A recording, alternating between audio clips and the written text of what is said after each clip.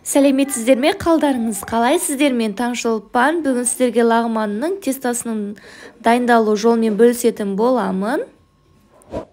Каналыма тіркеліп, лайк басып, қоңыраушаны басуды ұмытып кетпеңіздер. Лағманның тестасын дайындау үшін суға тұз қосып, қамырымызды илейміз. Барынша қатты болғаны дұрыс. Басында оңай бірікпейді, бірақ біраз илеген соң бірігетін болады. Иленген қамырды холодильникке 20 минут көлемінде қоямыз.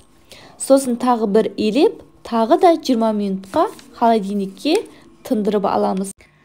Қатты және біркелкі қамыр болып шығады. Енді ұзынша бөліктерге кесіп, май жағып қолымызбен ұзыншағып созамыз. Бір ыдысқа бәрін орап, жақсылап май жағып, 20 минут көлемінде тындырамыз. Болашақта бұйыртса домашний лағманның рецептімен сіздерге бөлісетін боламын. Сондықтан каналыма тіркеліп, лайк басып, қоңыраушаны басуды ұмытпаңыздар. Ыдысты төңкеріп, тестаны созамыз. Жуан болып кетсе, 2 рет созуға болады.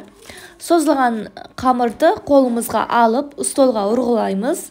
Қайнап тұрған суға қамырымызды саламыз. Айтпақшы, суға тұз қосуды ұмытпаймыз. 2 минут көлемінде қамырды пісіп қоятын болады. Сосын оны ыдысқа алып, сұйық май жағамыз. Бұл қамырдың жабыспауына әсер ететін болады. Егер бейне ұнаған болса, төменде комментарий қалдырып, каналыма тіркеліп, лайк басып, қоңыраушаны басуды ұмытып кетпеңіздер. Ас болсын.